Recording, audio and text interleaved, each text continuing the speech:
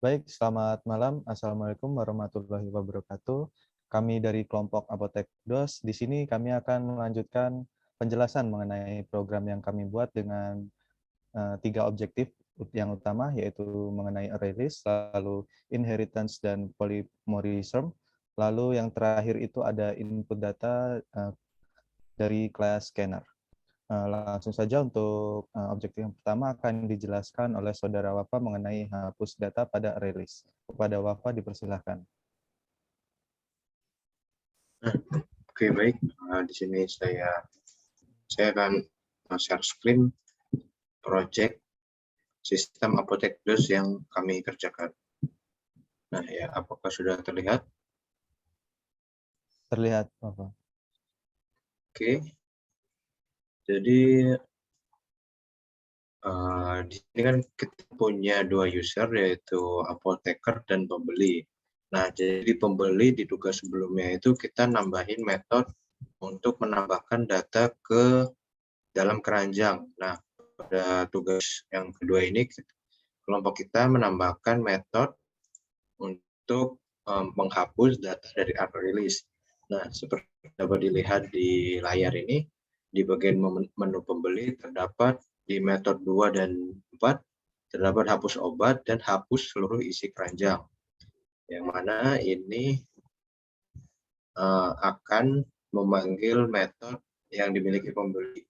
Nah, misalkan untuk metode hapus obat dari keranjang. Nah, pertama-tama di sini dicek dulu dia keranjangnya dia kosong atau tidak. Nah, kalau kosong berarti outputnya langsung kosong. Kalau nggak kosong baru dia akan dicetak data yang ada di keranjangnya. Kemudian karena ini hapus item bukan hapus keseluruhan, maka user akan diminta untuk memasukkan nomor berapa obat yang akan atau ingin dihapus. Misalkan di sini saya demokan terlebih dahulu. Nah, misalkan di sini untuk username-nya Aljabar. Nah, misalkan saya mau lihat keranjang dulu. Nah, di sini di keranjangnya masih kosong. Nah, kemudian jika tekan hapus obat di keranjang, maka outputnya juga masih kosong. Misalkan di sini saya menambahkan obat bodrek sejumlah tuh. Nah, misalkan saya memilih untuk menghapus, kemudian di sini saya memasukkan nomornya, yaitu nomor 1, yang barusan ditambahkan. Nah, di sini muncul output berhasil menghapus. Ketika dilihat lagi di isi keranjang, maka keranjang sudah kosong. Nah, untuk alurnya seperti itu. Untuk cara kerjanya, dia di sini setelah menerima parameter berupa indeks yang akan dihapus, dia akan memanggil metode hapus obat dari keranjang yang dimiliki oleh kelas pembeli. Dan di kelas pembeli ini akan memanggil metode lagi hapus obat yang dimiliki oleh kelas keranjang. Nah, jadi di sini, di indeks obatnya pertama-tama dia dicek. Dia kalau indeks obatnya lebih dari ukuran daftarnya, jadi dia akan menampilkan output salah input. Karena tidak mungkin data yang dihapus melebihi dari daftarnya. Jika dibiarkan nanti bisa muncul error, biasanya errornya array index outbound. Itu biasanya errornya begitu. Nah, kemudian karena tadi sudah punya indeksnya, pertama-tama data yang akan dihapus itu ditampung di variabel keranjang dengan menggunakan metode get. Nah, setelah itu ditampung juga total harganya dikurangi dengan total yang ada. Ya, jadi kan di setiap keranjang ini bisa bermacam item. Oleh karena itu total barangnya dikurangi dengan item yang akan dihapus. Setelah itu baru untuk menghapusnya menggunakan metode remove. Dia akan menghapus item keranjang yang dipilih tadi. Nah, kemudian untuk bagian menghapus yang kedua, di sini ada hapus seluruh item. Di sini pertama-tama dia kosong atau tidak. Jika tidak kosong, maka akan memanggil metode yang di pembeli. Di metode pembeli akan memanggil metode yang di keranjang. Nah, untuk metode hapus ini dia lebih simpel. di mana cukup menggunakan metode clear, maka seluruh datanya akan terhapus. Kemudian untuk total harga dan total barang juga di-set ke 0. Nah, mungkin itu saja penjelasan saya mengenai bagaimana menghapus data menggunakan array list yang diimplementasikan pada sistem kami. Untuk yang selanjutnya saya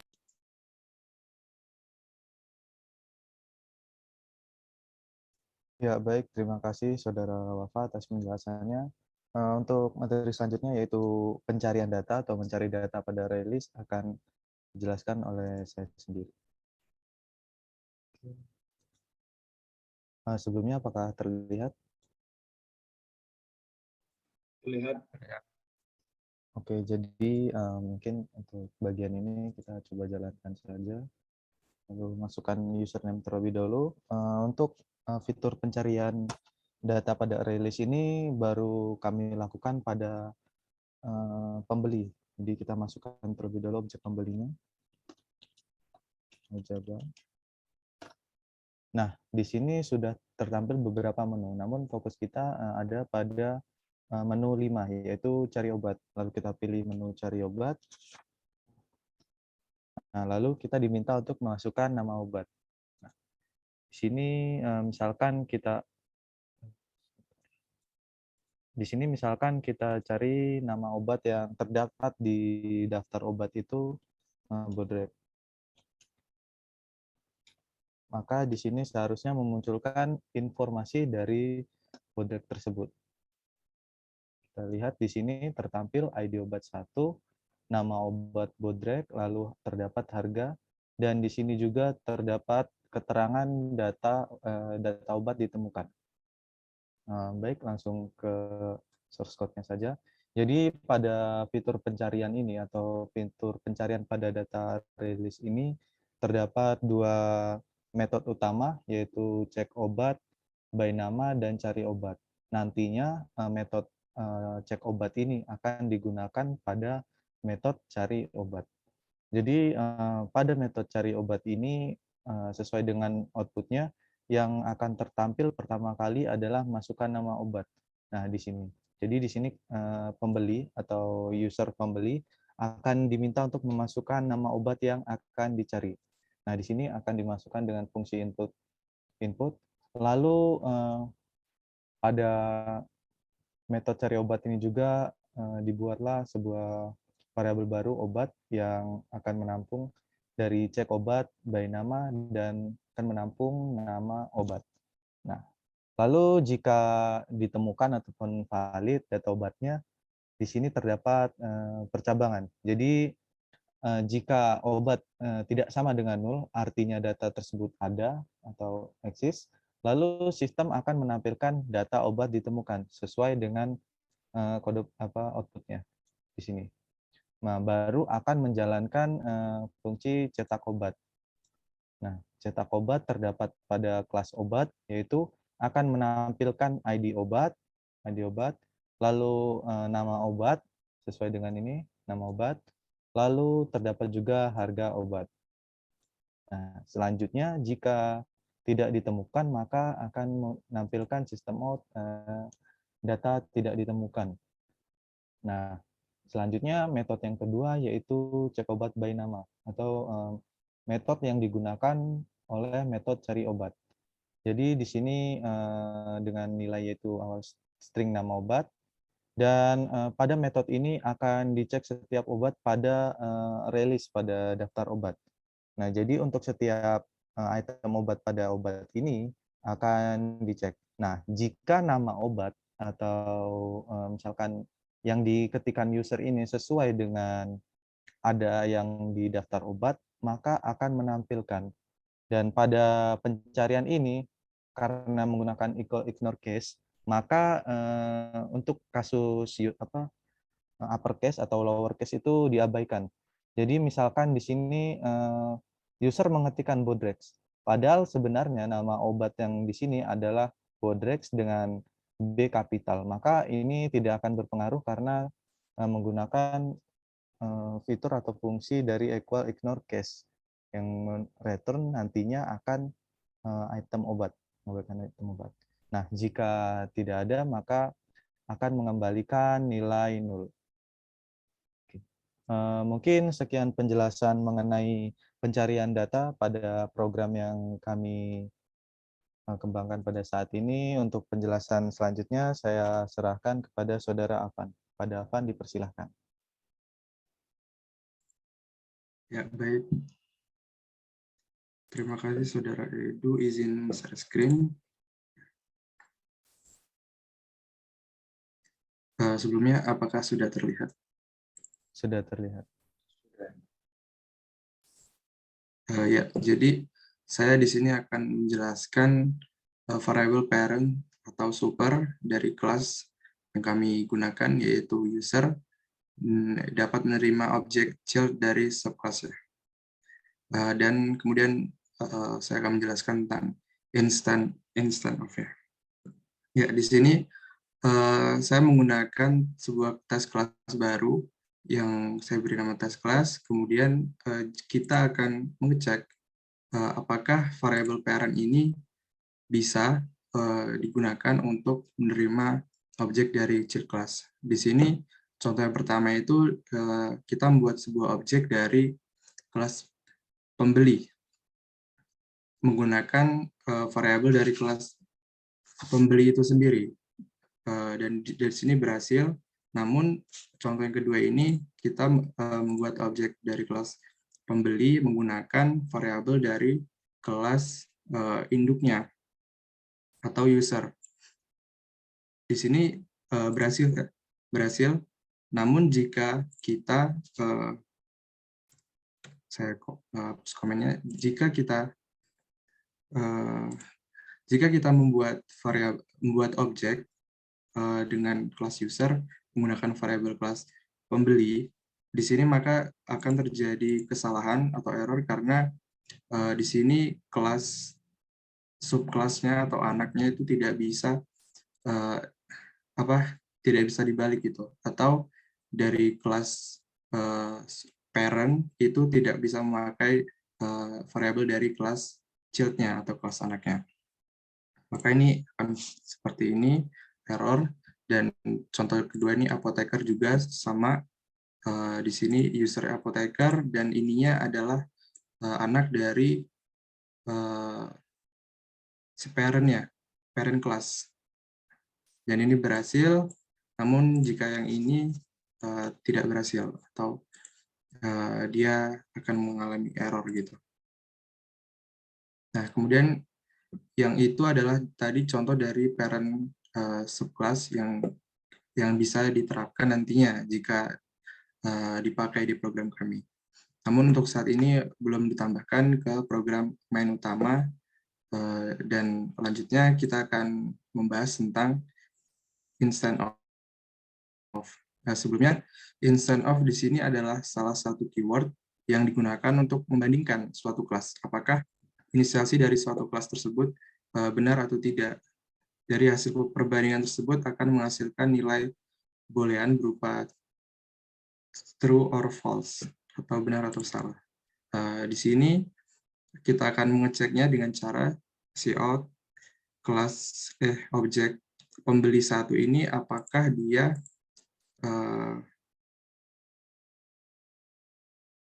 dia berada di kelas pembeli. Coba kita run saja.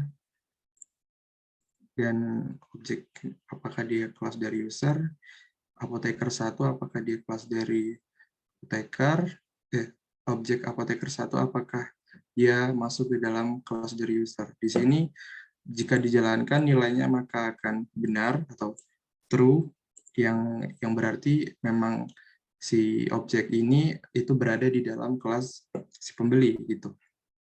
Nah, kemudian instant of yang selanjutnya di sini kami memakainya di dalam program kami untuk menentukan apakah dia login sebagai apoteker atau dia login sebagai pembeli. Di sini kami membaginya di dalam metode login manager. Pertama, user ini akan menginputkan username, lalu username itu diperiksa, jika memilih exit, maka program akan berakhir. Nah, di sini username diperiksa dari sini, kemudian user ini akan diperiksa. Yang username inputan tadi akan diperiksa di kelas pembeli. Jika username ini bernilai benar atau sama dengan, dia nanti akan mengembalikan nilai benar dan dia akan menjalankan kelas menu pembeli. Artinya dia nanti masuknya akan sebagai pembeli.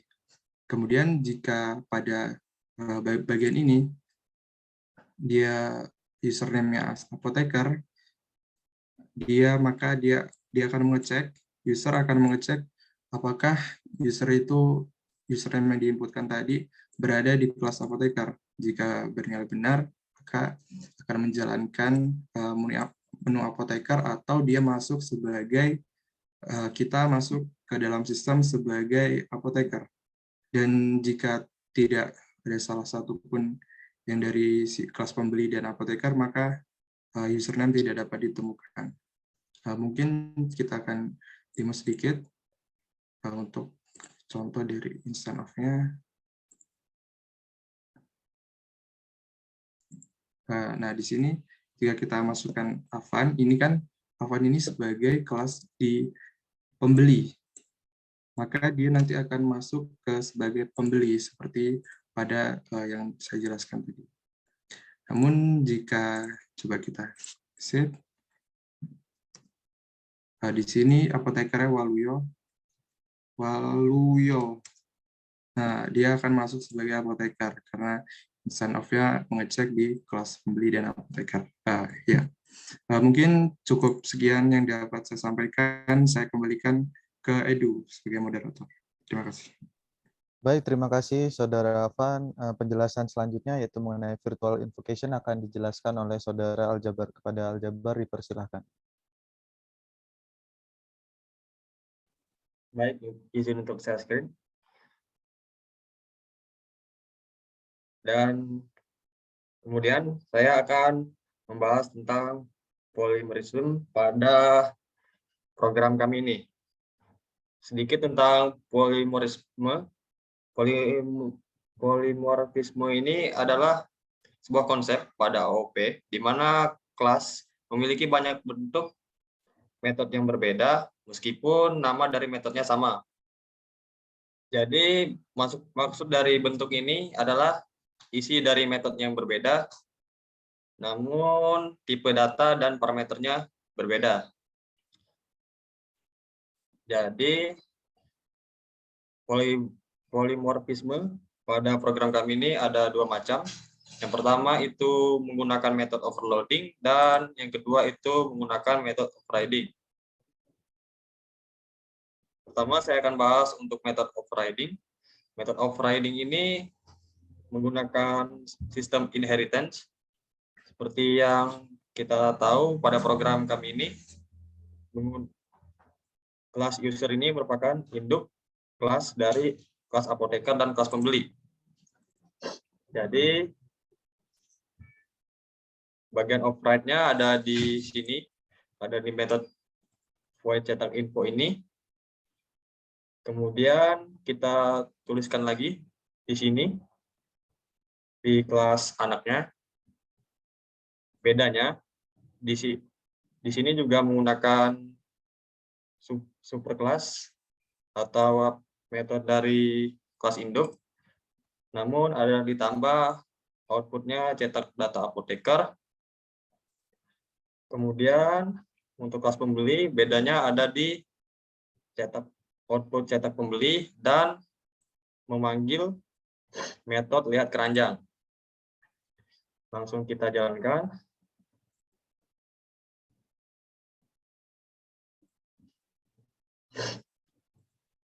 Di sini saya akan masuk sebagai pembeli. Di sini pembelinya ada Aljabar. Saya masukkan username Aljabar. Lalu kita langsung masuk ke info akun.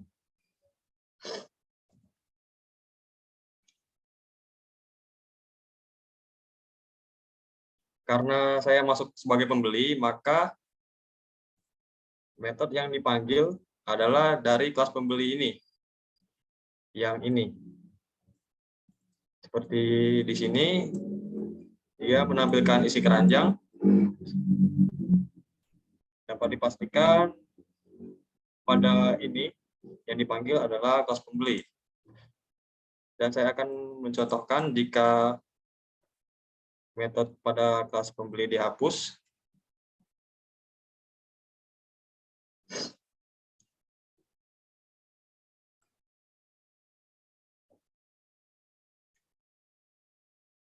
Jika kelas pembeli metode pada kelas pembeli dihapus, dia akan memanggil metode pada kelas induknya tadi di sini. Jadi seharusnya sekarang tidak ada dia tidak akan mencetak keranjang seperti yang barusan. Kita masuk, langsung kita cari info akun. Di sini dapat kita lihat yang dipanggil karena di kelas pembeli tadi sudah saya hapus metodenya, maka yang dipanggil adalah metode dari kelas induknya. Seperti ini, ID, nama, nomor HP, dan alamat. Jadi dia cuma menampilkan ID, nama, nomor HP, dan alamat dari objek pembeli. Kemudian untuk metode overloading, kami implementasikan pada kelas obat. Overloadingnya terletak pada metode constructor ini. Kita lihat nama metodenya sama, namun parameternya berbeda. Di sini kami tambahkan parameter boolean. Untuk default dari parameter boolean ini kami inisiasikan false. Jadi jika kita memanggil obat yang nomor 6 yang kita tambahkan booleannya, dia akan masuk sebagai parameter metode yang kedua. Untuk obat dari nomor 1 sampai 5 dia tidak kita tambahkan parameter boolean di sini. Jadi ya dari 1 sampai nomor 5 ini dia akan memanggil metode yang ini nantinya. Langsung saya jalankan.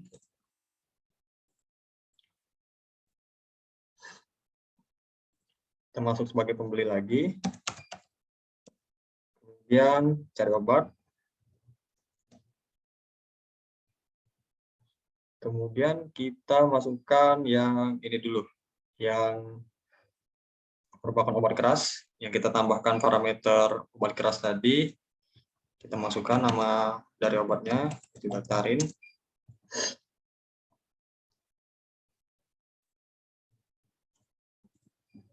Dapat kita lihat, karena di sini tadi ada if else, jika obat keras sama dengan true, dia akan memanggil output merupakan obat keras, sedangkan jika tidak, dia akan memanggil output bukan merupakan obat keras. Seperti itu. Coba kita jalankan lagi yang merupakan obat keras, kita cari obat, kemudian kita panggil obat yang nomor 1 misalnya, yaitu Bodrek.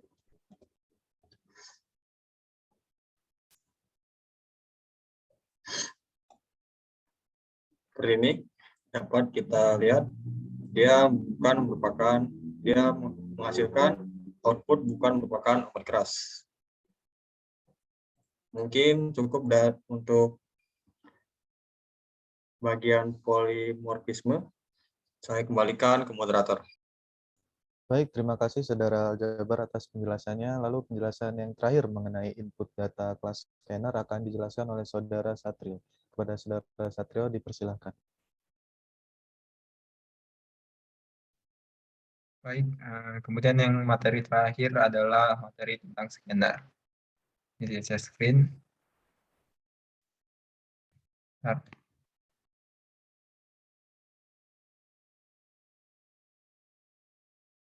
Apakah sudah terlihat? Terlihat, Satrio. Jadi scanner ini merupakan kelas bawaan dari Java-nya sendiri. Nah, dan di sini pengertian scanner sendiri, scanner adalah kelas yang menyediakan fungsi-fungsi untuk mengambil input dari keyboard. Agar kita bisa menggunakan scanner ini, kita perlu mengimportnya dengan cara import Java util scanner. Nah, kemudian jika kita sudah mengimport di sini, kita selanjutnya kita buat objek. Kayak kelas-kelas lainnya, di sini objeknya namanya adalah di sini.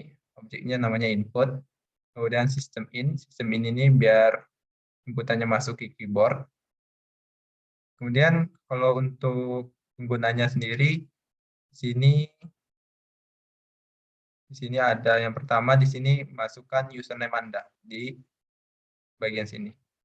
Sini nanti kan dia muncul masukkan username Anda. Ini kita coba. Saran. Nah, masukkan username Anda di sini. Sini berarti dia menjalankan fungsi dari scannernya sendiri. Biar si pengguna nanti inputannya masuk ke variabel user input ini. Variabel yang menampung dari inputan oleh penggunanya. Nah, caranya misalkan di sini aljabar. Nah, jadi fungsi scanner itu mengambil input dari keyboard.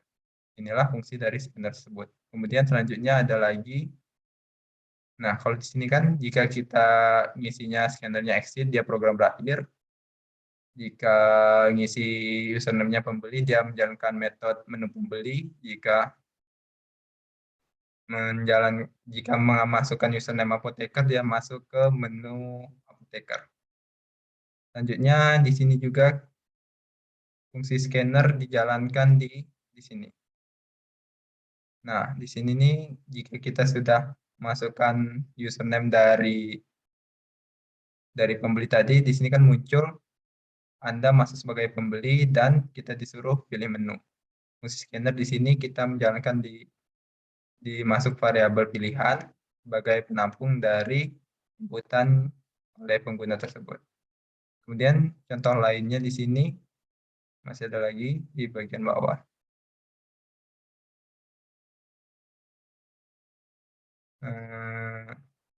Nah, di sini masukkan nomor obat yang ingin Anda hapus. Ini juga menjalankan fungsi scanner. Kemudian yang terakhir ada juga,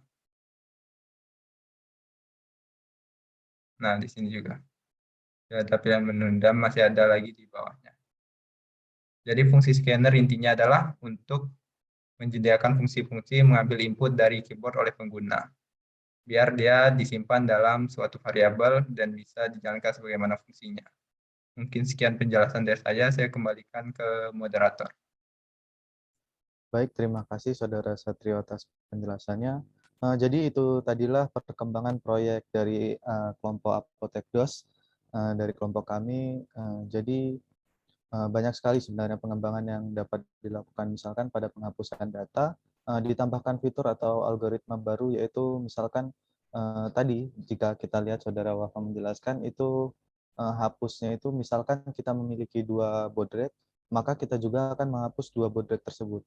Nah, mungkin nanti bisa ditambahkan untuk penghapusannya itu dapat memilih beberapa objek yang akan dihapus, misalkan memesan 3 kebanyakan, nah akan menghapus 1, maka bisa ditambahkan untuk menghapus 1. Lalu pada fitur pencarian juga bisa dimasukkan dari misalkan dari jenis obat apa yang dicari, misalkan obat keras ataupun yang standar.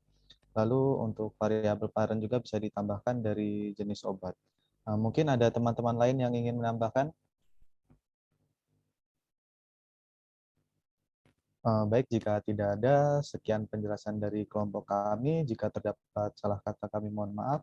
Terima kasih. Wassalamualaikum warahmatullahi wabarakatuh.